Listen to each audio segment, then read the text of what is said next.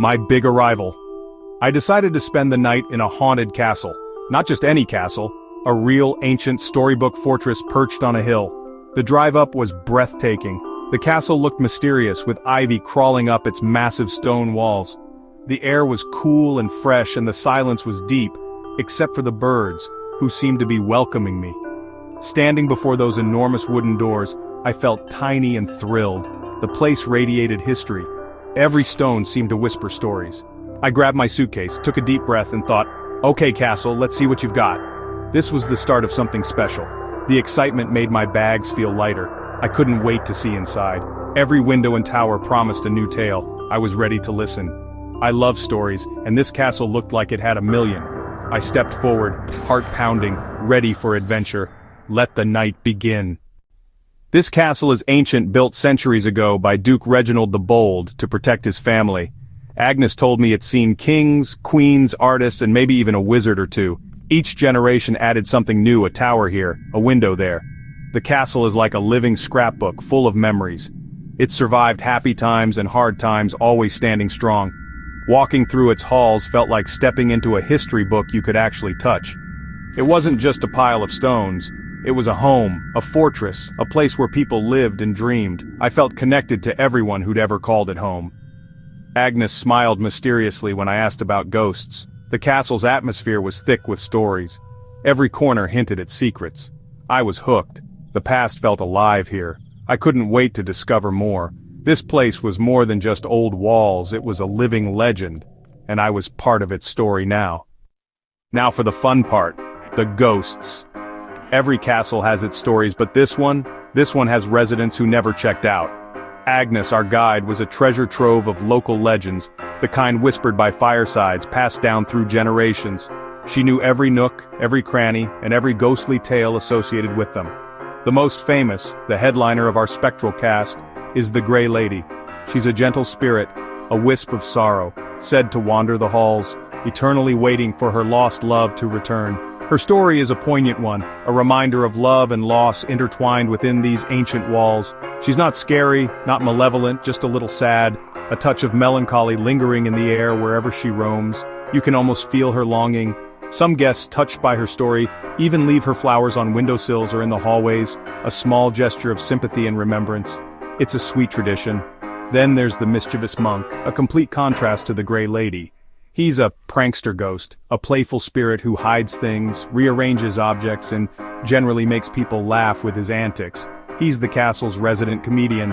So, if you hear a giggle echoing in the corridors or if something mysteriously goes missing from your room, don't panic. It's probably just him, the mischievous monk, at play. The castle itself is a character, creaking and groaning with age, its timbers whispering stories of centuries past. Doors open and close, seemingly on their own. Maybe it's just the wind whistling through the ancient stone walls, or maybe it's something more. Most guests don't report seeing anything overtly unusual, no full-bodied apparitions or ghostly figures, but almost everyone feels the castle's special presence, a weight of history and a hint of the supernatural. All these stories, these legends made the place feel incredibly alive, not just a museum piece but a living, breathing entity. I was absolutely ready for anything the castle had to offer, a friendly ghost encounter, a playful prank by the monk, or simply the quiet magic emanating from the old stones themselves. The atmosphere was electric, charged with a sense of possibility, a feeling that anything could happen within these walls. I secretly hoped for a fleeting glimpse of the Grey Lady, a whisper of her sorrow, or perhaps a mischievous giggle from the monk, a sign of his playful presence. The castle's rich tapestry of legends transformed every shadow into something intriguing, every corner into a potential revelation. I felt like a kid embarking on a thrilling treasure hunt, eager to uncover the castle's secrets. The night ahead promised untold mystery and adventure. I was completely all in, ready to embrace whatever the castle had in store. Bring on the creaks, the groans, the whispers, and the giggles. Let the spectral symphony begin. This was undoubtedly going to be an unforgettable experience, a night etched in my memory forever. Let the ghostly adventure officially begin. Time to go inside. Agnes opened the giant door, and we stepped into the grand hall. The ceiling soared above, lined with portraits of serious-looking ancestors. The air smelled of old wood and history. A massive fireplace dominated one end, perfect for storytelling on cold nights. My footsteps echoed on the stone floor. Agnes showed me the library, floor-to-ceiling books, leather-bound and mysterious. I could have spent days there, lost in stories. The dining room was grand, with a table fit for a royal feast. Every room had something fascinating. Armor, chests, stained glass windows casting colorful light. Even in daylight, the castle felt mysterious, full of secrets. The atmosphere was thick with history. Every detail was a clue to the past. I was loving every second. This was the castle of my dreams. And I was just getting started. After the tour, Agnes, with a knowing smile, led me up a winding staircase. It seemed to spiral endlessly upwards, each step echoing with the weight of history. I could almost feel the eyes of generations past watching me ascend. The staircase opened into a long, shadowy corridor leading to my room. The air grew cooler, and a faint scent of old wood and something indefinable filled my nostrils. With a flourish, she handed me a heavy, old-fashioned key. It was cold to the touch, the metal worn smooth with age. It looked straight out of a movie, the kind that unlocks ancient secrets and hidden passages. I wondered what mysteries this key held. The room was huge, easily the size of my entire apartment back home. The sheer scale of it was breathtaking. Dominating the space was a massive four-poster bed draped in heavy fabric. Rich dark velvet curtains hung from the walls, promising both warmth and privacy. A stone fireplace easily large enough to stand in, and comfy armchairs were arranged invitingly before it. I could imagine spending hours there, lost in a book. The combination of grandeur and comfort made it feel both imposing and surprisingly cozy. It was a room fit for royalty, yet somehow welcoming. The windows, tall and arched, looked out over the castle grounds, with rolling hills fading into the distance. The view was absolutely stunning. As the sun began to set, painting the sky in hues of orange and purple, long dancing shadows stretched across the room, playing tricks on my eyes. It added a definite hint of mystery, making me wonder about the secrets hidden within these walls. The furniture was undeniably elegant, each piece a testament to a bygone era. And the wardrobe? Massive. It loomed in the corner like a silent guardian. I couldn't help but wonder if it was hiding a secret or two, perhaps a portal to another time. Despite the size and the history, the room felt surprisingly peaceful, but there was a definite vibe, an undercurrent of something else. It felt like the air was charged with stories waiting to be told. I could almost hear whispers from the past. I reached out, touching the cool, rough stone of the walls, then the soft velvet of the curtains, the heavy, textured fabric. Everything felt incredibly real and undeniably historic. It was like stepping back in time. Just for fun, I even peeked under the bed, just in case there were any lurking monsters or hidden treasures. Thankfully, nothing spooky, just dust bunnies and the solid stone floor. Just pure excitement and wonder at the incredible experience I was having. I was a little nervous, I'll admit, but mostly thrilled to be spending the night in such an amazing place. I knew without a doubt that this was a night I'd never forget, a memory I would cherish forever. I thanked Agnes for showing me to my room and quickly settled in, eager to explore every nook and cranny. The adventure was truly about to get real, and I couldn't wait to see what the night had in store for me. I was ready for whatever the night would bring, be it ghosts, goblins, or just a really good night's sleep.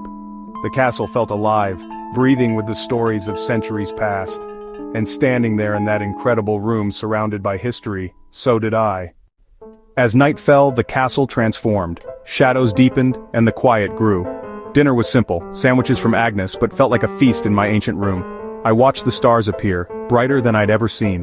The castle's sounds grew louder, the wind, the creaks, the sighs of old wood.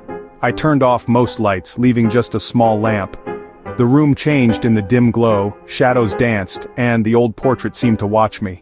I wrapped up in a blanket, trying to read, but my mind was on high alert. Every sound was a possible ghostly visitor. My imagination ran wild, but it was more thrilling than scary. The adventure was truly underway. I was ready for whatever happened next. The castle was full of possibilities, and I was right in the middle of it. The big spooky night. The night I had been anticipating for so long. A night filled with the promise of ghostly encounters and historical echoes. I tried to sleep in my four-poster bed, a magnificent piece of furniture that seemed to whisper tales of kings and queens. But every sound, no matter how small, kept me awake. My senses were heightened, every nerve on alert. I was determined to experience everything this haunted castle had to offer. The castle creaked and groaned, a symphony of ancient wood and stone settling into the darkness.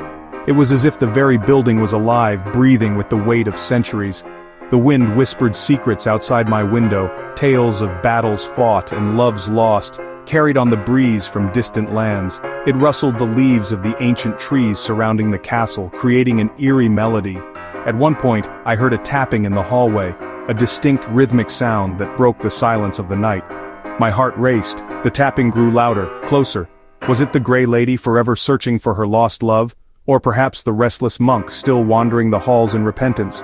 Or just a branch scraping against the ancient stone? The rational part of my brain tried to take over. I convinced myself it was nothing, mostly. I took a deep breath, trying to calm my racing pulse. Then, just as I was drifting off, finally succumbing to the exhaustion of the day, I heard a faint giggle. A sound so unexpected, so out of place in the grand, silent castle. It was quick, distant, and playful, like a child's secret delight echoing through the ages. Was I dreaming? Maybe. The line between reality and imagination was blurring in the darkness, but it made me smile.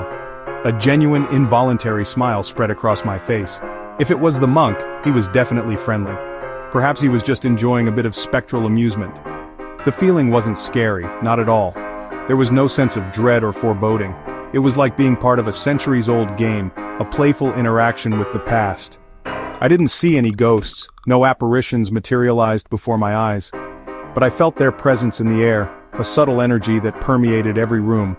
The castle's history wrapped around me like a blanket, a comforting weight of stories and secrets. Eventually I drifted off to sleep, lulled by the ancient rhythms of the castle. Proud and exhilarated, I felt a sense of accomplishment wash over me. I'd done it, slept in a haunted castle. And not just slept, but embraced the experience. The night was full of mystery and wonder, a tapestry woven with shadows and whispers. I felt like a tiny part of a much bigger story, a fleeting moment in the castle's long and storied existence. The adventure was everything I'd hoped for, and more. It exceeded all my expectations. I slept finally with a smile playing on my lips, a peacefulness settling over me. The castle kept its secrets, guarding them closely within its ancient walls. But it shared its magic, offering a glimpse into a world beyond the ordinary. Morning arrived with sunlight streaming through the curtains. The castle looked completely different, bright, welcoming, and full of life. The spooky shadows were gone, replaced by cheerful light. I felt amazing, tired but exhilarated. I'd survived the night, and it was wonderful. Breakfast from Agnes was delicious, and I felt like an explorer returning from an epic quest. Packing up, I took one last look around my room. It felt less mysterious now, more like an old friend. I waved goodbye to the portrait. Still no wave back, but I think he approved. The grand hall was bright and inviting. The magic of the night lingered in my memory. I felt refreshed, happy, and grateful for the adventure. What a night, what a castle, I'd do it all over again. So, would I recommend spending a night in a haunted castle? Absolutely. It's not about being scared, it's about adventure, history, and stepping into another world. You get to sleep where kings and queens once did, surrounded by legends. The stories and atmosphere make it unforgettable. Even if you don't see a ghost, you'll feel the magic. It's a treasure hunt for your imagination. The thrill, the wonder, the connection to the past, it's all worth it. Travel is about new experiences, and this is one you'll never forget. Plus, imagine telling your friends you slept in a haunted castle.